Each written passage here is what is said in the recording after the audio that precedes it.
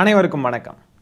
இன்றைய பள்ளிக் கல்வித்துறை அமைச்சர் திரு ராஜ்மோகன் அவர்கள் பார்த்தீங்கன்னா புதிய கல்விக் கொள்கையை ஆதரித்து முன்னாடியே அவர் பேசியிருக்கார். அது சம்பந்தமான ஒரு காணொளி இப்பொழுது வைரலாகி கொண்டிருக்கிறது. அந்த காணொலியை முதல்ல பார்த்துடலாம் வாங்க. கற்கும் வயதில் இருக்கும் ஒரு குழந்தைக்கு அதோடைய தாய்மொழியில பேசினாதான், அந்த அறிவை தாய்மொழியில் அறிமுகப்படுத்தினாதான் அதுக்கு நல்ல ஒரு மனப்பான்மையோட அது கற்றுக்கொள்ளும். பல அறிஞர்கள் சொல்லிட்டாங்க. இந்த புதிய கல்விக் கொள்கையின்படி அந்த குழந்தையின் தாய்மொழி வழி கல்வியை 5ஆம் வகுப்பு வரைக்கும், அட்லீஸ்ட் 5th ஸ்டாண்டர்ட் வரைக்கும் அதோடைய தாய்மொழி கல்வியை நம்ம தரணும். Both public and private schools மறுக்கவே கூடாது. நீங்க எத்தனை லட்சம் வாங்குற பிரைவேட் ஸ்கூலா இருந்தாலும் சரி, தமிழ்நாட்டுல நீங்க தமிழ் ஒரு லாங்குவேஜை கத்து கொடுத்தே ஆகணும். இது ஒரு ரொம்ப முக்கியமான அம்சம். இன்னொரு முக்கியமான விஷயம், தமிழை மென்ஷன் பண்ணி சொல்லியிருக்காங்க. தமிழ் உள்ளிட்ட செம்மொழிகள் 8ஐயும் இந்தியா முழுக்க இருக்கக்கூடிய எல்லா ஸ்கூல்ஸ்லயும் ஆஃபர் பண்ணுவதற்கான வாய்ப்பு வைக்கணும். ஒரு ஸ்டூடெண்ட் தமிழ் கத்துக்கணும்னு நினைச்சாங்கன்னா, தமிழ்நாட்டில் இல்ல, உத்தரப்பிரதேஷ்ல தமிழ் கத்துக்கணும்னு நினைச்சாலும் நீ தமிழை கத்துக் கொடுக்கணும். ஏன்னா அது செம்மொழியில ஒண்ணு, கிளாசிக்கல் லாங்குவேஜ். இந்திய மொழிகளுக்கு முக்கியத்துவம் தர மாதிரியே ஆசிய மொழிகளும் நீங்க ஆஃபர் பண்ண சொல்லியிருக்கிறாங்க. கொரியன் பாத்தீங்கல்ல, புதிய கல்விக் கொள்கையை ஆதரிக்கும் விதமாக பேசிக் கொண்டிருக்கிறார். அதாவது பேசுறத பாருங்களேன். 5ஆம் கிளாஸ் வரைக்கும் தமிழ்ல தான் கண்டிப்பா சொல்லிக் கொடுக்கணும். சங்கிகள் தான் இதெல்லாம் சொல்லிக்கிட்டு இருந்தாங்க. நாங்க தான் தமிழுக்கு முன்னுரிமை கொடுக்குறோமே, அப்புறம் எதுக்கு இதை ஏற்றுக்க மாட்டேங்கிறீங்கன்னு சங்கிகள் சொல்லிக்கிட்டு இருந்தாங்க. ஞாபகம் இருக்கா? அதே மாதிரியே பேசுகிறார் பாருங்க. 5ஆம் கிளாஸ் வரைக்கும் தாய்மொழியில தான் சொல்லிக் கொடுக்கணும், அப்போ தான் குழந்தைங்களுக்கு நல்லா ஏறும். ஆமாம், கரெக்டு தான், அதெல்லாம் இல்லைன்னு யாரும் சொல்லலை. 5ஆம் கிளாஸுக்கு மேலே தமிழ் உள்ளிட்ட செம்மொழிகள் எல்லாத்தையும் இந்தியா முழுக்க இருக்கிற எல்லா ஊர்களையும் கற்றுக்கணும் அப்படின்னு சொல்லி தமிழையும் மென்ஷன் பண்ணி சொல்லியிருக்காங்க அப்படின்னு சொல்கிறார் ராஜ்மோகன். பாருங்க, தமிழுக்கு முக்கியத்துவம் கொடுக்குறாங்க. இந்த புதிய கல்விக் கொள்கையில் தமிழுக்கு முக்கியத்துவம் கொடுக்குறாங்க அப்படின்னு சொல்கிறத இவர் சொல்கிறார்.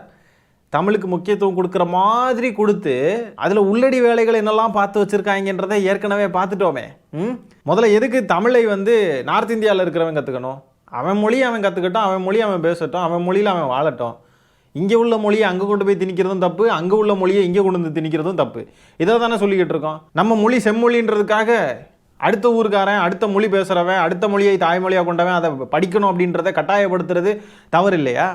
அதை எப்படி நீங்கள் ஆதரிக்கிறீங்க? அப்போது அவன் மொழியை இங்கே கொண்டு வந்து திணிக்கிறான்றது தான் நம்ம எதிர்க்கிறோம். இந்த புதிய கல்விக் கொள்கையில் தமிழ் செம்மொழி, அது மட்டும் இல்லாமல் தமிழை போன்ற செம்மொழிகள் எல்லாத்தையும் இந்தியா ஃபுல்லாக எல்லாரும் தெரிஞ்சுக்கணும், அதை நாங்கள் திணிக்க போகிறோம்னு சொல்லிட்டு அதில் இருக்குது. அதை எப்படி நீங்கள் ஆதரிக்கிறீங்க? அப்போது நல்ல கரெக்டான ஆள் தாங்க உட்கார்ந்துருக்காரு பள்ளிக் கல்வித்துறை அமைச்சராக. இதையெல்லாம் முன்னாடியே கவனிச்சிருக்கணும். ஆனால் இவங்க குறுக்க மறுக்க ஓடிக்கிட்டு இருக்காங்க. இவங்கெல்லாம் பெருசாக வரமாட்டாங்க, அந்தளவுக்கான ஒரு தாக்கத்தை ஏற்படுத்த மாட்டாங்கன்றதுனால யாரும் இதை கண்டுக்காமல் விட்டுட்டாங்க. இப்போ தான் பழைய காணொலிகள்லாம் வெளியே வருது.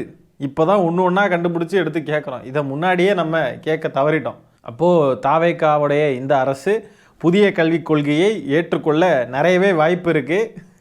எதுக்குனாலும் ரெடியாக இருங்க. இவங்களுடைய நிலைப்பாடெல்லாம் பார்த்தாவே பதற்றமாக தான் இருக்குது. இவங்க முன்னாடி எடுத்துருக்கிற நிலைப்பாடெல்லாம் இதை பார்த்தாவே தெரிய வேண்டாமா? புதிய கல்விக் கொள்கையை ஏற்றுக்கிற ஒரு மனநிலையில் தான் இருக்காங்க. மாற்றம் வேணும்னு வாக்களித்த மக்களே, காணொலி யாராவது பார்க்குறீங்களா? மாற்றம் நல்ல மாற்றமாக இருக்குது பாருங்கள். உங்களுக்கு கண்ணு முன்னாடி நல்ல ஒளிமயமான தமிழ்நாட்டின் எதிர்காலம் தெரியுதில்ல? அந்த மாற்றத்துக்கு தானே வாக்களிச்சிங்க. இதை பார்த்து உங்களுக்கு அப்படிலாம் தோணாதில்ல? ஏன்னா பாருங்கள், தமிழுக்கு முக்கியத்துவம் கொடுக்கறதுக்காக பேசுகிறாரு, நீங்கள் என்ன குறை சொல்கிறீங்க அப்படின்னு கேட்பாங்க. இதுக்குள்ளே இருக்கக்கூடிய அரசியல் இவங்களுக்கு புரியாது, இதுக்குள்ளே மொழி திணிப்பு இருக்கிறத பற்றி புரியாது. 5ஆம் கிளாஸ் வரைக்கும் அட்லீஸ்ட் தாய்மொழியில் சொல்லிக் கொடுக்கணும் அப்படின்னு சொல்கிறார் ராஜ்மோகன் அவர்கள். அப்போ அந்த நேஷ்னல் எஜுகேஷன் பாலிசி என்ன லட்சணத்தில் இருந்துச்சுன்னா, அட்லீஸ்ட் 5ஆம் கிளாஸ் வரைக்கும் தமிழ் மொழி சொல்லிக் கொடுக்கணும், தாய்மொழியில் கல்வி கற்றுக் கொடுக்கணும் அப்படின்றத அந்த நேஷ்னல் எஜுகேஷன் பாலிசி சொல்லுதுன்னு இவர் சொல்லுவார். தாய்மொழி அட்லீஸ்டா. ஆனால் இதில் விக்டிம்ஸ் யாருன்னு பார்த்தீங்கன்னா சின்ன குழந்தைங்க தான். அந்த சின்ன குழந்தைங்கள தான் விஜய் மாமாவுக்கு ஓட்டு போடுங்க, கிண்டர் ஜாய் வாங்குற மாதிரி, ஏதாவது முட்டாய் வேணும்னா எப்படி பேரண்ட்ஸ் கிட்ட அடம்பிடிச்சி வாங்குவீங்களோ அதே மாதிரியே விஜய் மாமாவுக்கு ஓட்டு போட சொல்லுங்கள், குட்டி நண்பா நண்பீஸ் அப்படின்னு சொல்லிக்கிட்டு இருந்தார்ல. அந்த சின்ன குழந்தைங்க தான் வீட்டில் இருக்க பேரண்ட்ஸை சண்டை போட்டு அழுது ஒப்பாரி வச்சு அடம்பிடிச்சி விஜய் அவர்களுக்கு ஓட்டு போட வச்சாங்க. பாதிக்கப்பட போகிறது தான் அதே சின்ன குழந்தைங்க தான். ஆனால் பாவம், அந்த சின்ன குழந்தைங்களுக்கு அரசியலும் தெரியாது, புதிய கல்விக் கொள்கைனா என்னென்னு தெரியாது, அது அவங்களே பாதிக்கும்னு தெரியாது. சின்ன குழந்தைங்க பேசுகிறத கேட்டுக்கிட்டு ஓட்டு போட்ட பேரண்ட்ஸையும் நம்ம சொல்லணும். நல்ல சூப்பர் மாற்றம், விதவிதமான மாற்றங்கள் இன்னும் வரும்.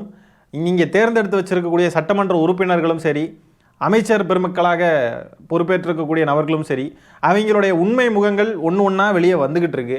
இப்போ அவங்களுடைய முகத்திரை கிளியறதை பார்த்தும் உங்களுக்கெல்லாம் பயம் இல்லை, கொஞ்சம் கூட வருத்தம் இல்லை, தைரியமாக நம்பிக்கையோடு தான் இருக்கீங்க அப்படின்னு சொன்னால் உங்களை யாராலையும் திருத்த முடியாது. தாவேக்காவுக்கு ஓட்டு போட்ட சில பெண்கள் அங்கங்கே பேட்டி கொடுக்குறாங்க. அவங்க பேசுகிறத பாருங்கள்.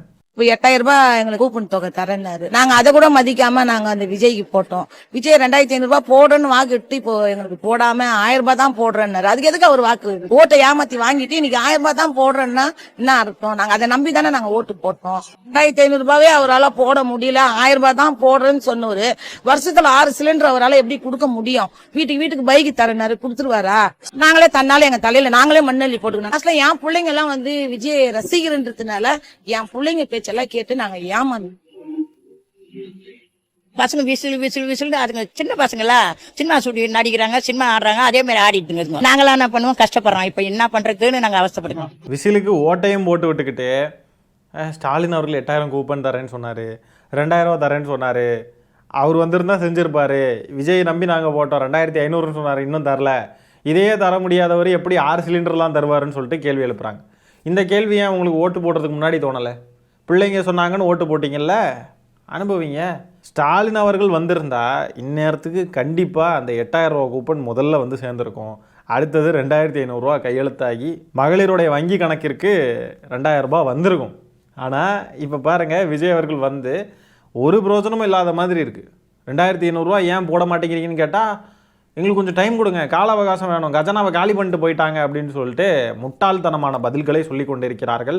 அது மட்டும் இல்லாமல் மாண்புமிகு முதலமைச்சர் திரு விஜய் அவர்கள் கையெழுத்திட்ட அந்த முதல் கையெழுத்து இருக்கு பாருங்க, 200 யூனிட் ஃப்ரீன்றது, அது நடைமுறையில் இன்னும் வரல. பழைய 100 யூனிட் ஃப்ரீன்றது மட்டும்தான் கணக்கில் வந்துக்கிட்டு இருக்கு. 200 யூனிட் ஃப்ரீ, அந்த 500 யூனிட்டுக்குள்ளே யூஸ் பண்ணுறவங்களுக்கு 200 யூனிட் ஃப்ரீன்னு சொன்னார் பாருங்க, அது இன்னும் நடக்கவில்லை அப்படின்னு சொல்லி குற்றச்சாட்டுகள் எழும்பிக்கிட்டு இருக்கு. அது தொடர்பான ஒரு காணொலியை பார்ப்போம் வாருங்கள். இன்னைக்கு இபிலேருந்து நமக்கு வந்து கரண்ட் பில் சைக்கிள் கரெக்டாக 15ஆம் தேதி மே இன்னைக்கு வந்து கரண்ட் பில் எடுத்தாங்க. ஆனால் 200 யூனிட் மின்சாரம் வந்து கேன்சல் ஆகலை. பழைய மாதிரி அந்த 100 யூனிட் தான் கழிச்சு போட்டிருக்காங்க. 2 அட்டை 2 வீட்டுக்கு எடுத்தது 2 பேருக்குமே பழைய மாதிரி தான் வருது. அந்த 200 யூனிட் ஃப்ரீ மின்சாரம் வந்து கிடைக்கல. சரிங்களா, 317 யூனிட்டு 763 ரூபா கட்டணும், 293 யூனிட்டு 650 ரூபா கட்டணும். 200 யூனிட் ஃப்ரீ சொல்லியிருந்தாங்க, பட் சைனும் பண்ணிட்டாங்க. ஆனால் எதுக்கு கொடுக்கல அப்படிங்கிறது தெரியலையே. கையெழுத்து போட்ட ஒரு விஷயத்தை கூட இன்னும் நடைமுறைப்படுத்தவில்லை அப்படின்ற குற்றச்சாட்டுகள் எழும்பிக்கிட்டு இருக்கு. மாற்றம்னு வாக்களித்தவங்களுக்கெல்லாம் தேவைதான் சூப்பர் மாற்றம், நல்லா என்ஜாய் பண்ணுங்க இந்த மாற்றத்தை. நடைமுறைக்கு சாத்தியமானதை மட்டும்தான் செய்வோம் என்று மாண்புமிகு முதலமைச்சர் அவர்கள் ஆட்சிக்கு வர்றதுக்கு முன்னாடி சொல்லிக்கிட்டு இருந்தார். இப்போ ஏன் அதை நடைமுறையில் சாத்தியப்படுத்த முடியல மாண்புமிகு முதலமைச்சர் திரு விஜய் அவர்களே? ஏன் முடியல? எதுக்கு முடியல? மக்கள்லாம் கேள்வி எழுப்புறாங்க. என்ன பதில் சொல்ல போறார் அப்படின்றத பார்ப்போம். தாவேக்கா விசில் சின்னத்திற்கு வாக்களித்த பெருமக்களே, மாற்றம் வேணுமா? மாற்றம் இந்த 5 வருஷத்தில் நல்ல மாற்றத்தை பார்ப்பீங்க. அதுக்கப்புறம் மாற்றமே வேண்டாம்பான்னு சொல்லிட்டு கையெடுத்து கும்பிடுற ஒரு நிலைமை வரும். அதுக்கு பிறகு தெரியும் திமுகவுடைய அருமை என்ன அப்படின்ட்டு. அடுத்ததான் அந்த தாவேக்கா செட் பண்ணக்கூடிய இந்த ஃபேக்கான ஒரு நரேட்டிவ், அது இப்போ மக்கள் மத்தியில் நல்லா அம்பலப்பட்டுருச்சு. தாவேக்காரங்க ரொம்ப ஏழைகள், தாவேக்காவுடைய அமைச்சர்களும் சரி, தாவேக்காவுடைய சட்டமன்ற உறுப்பினர்களும் சரி, எல்லாரும் ரொம்ப ஏழைகள், எளிய பிள்ளைகள் அப்படின்ற ஒரு நரேட்டிவை செட் பண்ணிக்கிட்டு இருந்தாங்க. காலில் செருப்பு போடாமல் சட்டமன்றத்துக்கு போகிறது, வீட்டுக்கு வாடகை கொடுக்க கூட காசு இல்லாமல் நான் இருந்தேன், எனக்கு அமைச்சர் பதவி அப்படின்னு ராஜ்மோகன் அவர்கள் சொன்னது, நான் ஒரு சாதாரண டீ கடைக்காரருடைய பையன், நாங்கள் ரொம்ப கஷ்டப்படுற ஃபேமிலின்னு சொன்னது, ஆனால் அவருடைய சொத்து மதிப்பை பார்த்தா கோடிகளில் இருக்குது, இவங்க எல்லாரும் கோடீஸ்வரர்கள். இப்போ அதெல்லாம் மக்கள் மத்தியில் அம்பலப்படுது அப்படின்னு தெரிஞ்சும் கூட இன்னும் அதே ட்ராமாவை தான் கண்டினியூ பண்ணிக்கிட்டு இருக்காங்க. இந்த செருப்பு இல்லாமல் சட்டமன்றத்துக்கு வந்தார் பாருங்க ஒரு சட்டமன்ற உறுப்பினர், அவர் வந்து ரோட்டோரமாக எங்கேயோ நின்று சாப்பாடு சாப்பிட்றாராம். இதுக்குன்னே இறங்கி போய் சாப்பிட்ருப்பாங்க போல். காலில் செருப்பையும் போடாமல் கையேந்தி பவனில் எங்கேயோ போய் நின்று சாப்பாடை வாங்கிட்டு கையில் எடுத்து சாப்பிட்றாராம். தன் கையாலேயே சாப்பாட்டை வாங்கி தன் கையாலேயே எடுத்து சாப்பிட்ட தளபதி அப்படின்லாம் சொல்லுவாங்க இல்லையா, அந்த மாரி இருக்குது இதை பார்க்கறதுக்கு. இப்படி ஒரு அரசியலை பண்ணுனா மக்கள்லாம் நம்பிடுவாங்க அப்படின்னு நினச்சிக்கிட்டு இருக்காங்க. ஒரு நேரம் பண்ணுனா பரவாயில்ல, திருப்பி அதையே பண்ணிக்கிட்டு இருந்தா விஜய் அவர்களுக்கு இந்த ஃபார்முலா ரொம்ப ஒர்க் அவுட் ஆச்சுங்க. தன் காலால் நடந்து, காலால் வாகனத்திற்குள் ஏறி, வாகனத்திற்குள் கஷ்டப்பட்டு உட்கார்ந்து இருந்து, அந்த ஏசி வந்து காற்று அடிக்க அந்த ஏசி காற்றை அவர் வந்து ஃபேஸ் பண்ணி அந்த குளிருக்குள்ள நடுக்கத்துக்குள்ள விஜய் அவர்கள் கஷ்டப்பட்டு பிரச்சாரத்துக்கு வந்தார். அந்த பிரச்சாரத்துக்கு வந்தப்போ கூட அந்த பஸ்ஸில் ஏறி நின்று மேலே கஷ்டப்பட்டு ஏறினார் பாருங்க. அந்த படிக்கட்டில் ஏறி பஸ்ஸுக்கு மேலே ஏறி நின்று மைக்கை பிடிச்சி அப்படியே கஷ்டப்பட்டு பேசினார். டிவிக்கே டிஎம்கேன்னு கத்துன்னு கத்துனார், ரொம்ப கஷ்டப்பட்டார் அப்படின்ட்டுலாம் வந்து பதிவுகள் போட்டு அப்படியே எமோஷ்னலாக அதை திருப்பிக்கிட்டு இருந்தானுங்க. காலங்காண்டு போனீங்க, கண்ணு ரெண்டு நீங்க மாணி நானும் அந்த பாட்டெல்லாம் போட்டு ரொம்ப சிம்பத்தி தேடினாங்க. அந்த சிம்பத்தியெல்லாம் ஒர்க் அவுட் ஆச்சு ஆக்சுவலாக. ஏன்னா விஜய் அவர்கள் ஒரு மிகப்பெரிய செலிபிரிட்டி. அவரை வந்து அங்கங்கே கண்ணில் பார்க்கவே முடியாது. நல்லா டான்ஸ் ஆடுவார், சினிமாவில் வந்து ரசிச்சுப்பாங்க. ஸோ அது அப்பப்போ பார்க்குறதே பெரிய விஷயமா இருக்கும். அந்த மாதிரிப்பட்ட ஆட்களுக்கு இந்த மாதிரி ஃபார்முலா கொஞ்சம் ஒர்க் அவுட் ஆயிடுச்சு. விஜய் அவர்களுக்கு அப்படி தான் ஒர்க் அவுட் ஆச்சு. ஆனால் சட்டமன்ற உறுப்பினர்களாக தேர்ந்தெடுக்கப்பட்டிருக்கிறவங்க வந்து அந்த மாதிரி செலிபிரிட்டிஸ் கிடையாது. அவ்வளோ பெரிய செலிபிரிட்டிஸ்லாம் கிடையாது. மக்களோட மக்களாக புழங்க வேண்டியவங்க.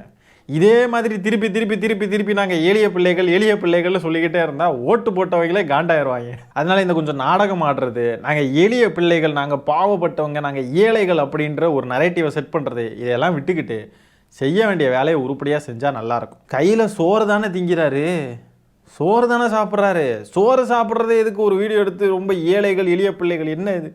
ஏழையாக இருந்தால் என்ன, பணக்காரனாக இருந்தால் என்ன, யாராக இருந்தாலும் சோறு தானே சாப்பிடணும். கையில் சோறு எடுத்து சாப்பிட்டுக்கிட்டு இருக்காரு. இது ஒரு விஷயம். இதை ஒரு வீடியோ எடுத்து போட்டு இதுக்குள்ளே ஆர்காசம் அடைஞ்சு ஐயோ. அடுத்ததான் இந்த ரூட் மாஃபியா என்ன நரேட்டிவ், என்ன ஃபேக்கான நரேட்டிவை செட் பண்ணுறாங்கன்னு பார்த்தீங்கன்னா, முதலமைச்சர் விஜய் அவர்கள் இப்போ ஆட்சிக்கு வந்ததுக்கு பிறகு தான் நோ டிராஃபிக் ஹால்ட் பாலிசி.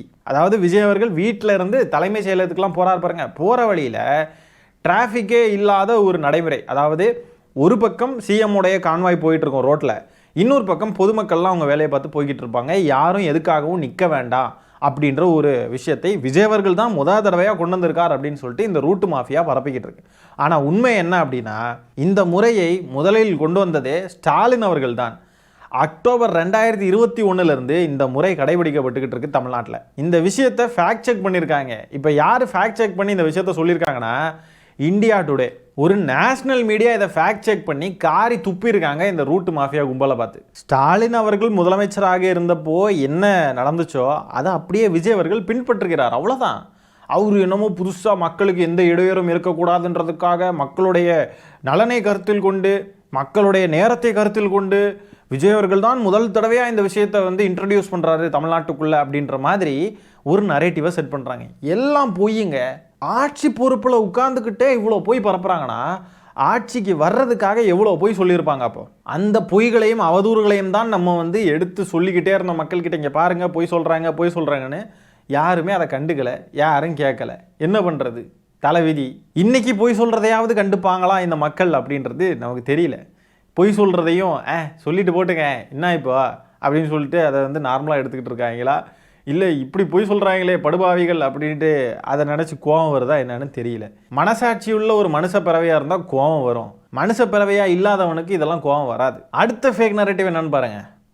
முதலமைச்சர் நாற்காலியில் ஒரு வெள்ளை கலர் டவல், வெள்ளை துண்டு போடக்கூடிய ஒரு பழக்கம் இருக்குமா?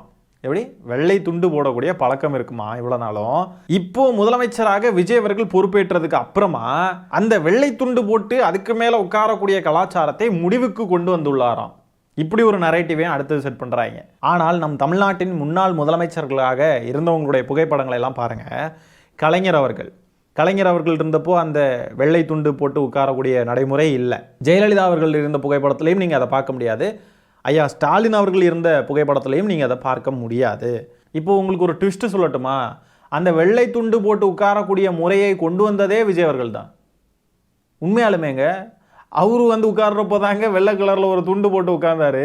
அதை மக்கள் நிறைய பேர் கேள்வி கேட்டு அதை ட்ரோல் பண்ணி அதை விமர்சனத்துக்குள்ளாக்குனதும் பார்த்தீங்கன்னா, எக்ஸ்போஸ் ஆகிட்டோமே அப்படின்னு சொல்லிட்டு அந்த வெள்ளை துண்டை வந்து எடுத்துட்டு அதுக்கு பிறகு உட்கார்ந்து அதை வீடியோ எடுத்து போட்டு பாருங்க இந்த வெள்ளை துண்டு முறையை ஒழித்ததே வந்து விஜய் அவர்கள் தான் அப்படின்னு சொல்லிட்டு ஒரு நரேட்டிவையும் செட் பண்ண ஆரம்பிச்சிட்டாங்க. அதாவது ஒரு பிரச்சனையை அவங்களே உருவாக்குவாங்க, அதுக்கு பிறகு மக்கள்லாம் கேள்வி கேட்டு அம்பலமானதுக்கு பிறகு அதை அவங்களே திருத்திக்கிட்டா கூட அதுக்கும் பிஆர் ஒர்க் பண்ணுறதுக்கு இந்த ரூட்டு மாஃபியா கும்பல் வேலை பார்க்குது. ஆக என்ன தவறு செஞ்சாலும் அவங்களே தப்பு செஞ்சு அவங்களே தான் அதை ஆரம்பித்தாலும் அதை வேற ஒருத்தவங்க பண்ணது, நாங்கள் அதையெல்லாம் மாற்றிட்டோம் பாருங்கள், திருத்திட்டோம் பாருங்கன்னு ஒரு ஃபேக்கான ஒரு நரேட்டிவை செட் பண்ணுறதுக்கு இந்த கும்பல் வேலை பார்த்துக்கிட்டு இருக்கு. எப்படி மாஸ்டர் பிளான் எப்படி சூப்பராக இருக்குல்ல விஜய் அவர்களுடைய மாஸ்டர் பிளான், இந்த ரூட் மாஃபியாவுடைய மாஸ்டர் பிளான் எல்லாம் சூப்பராக இருக்குல்ல.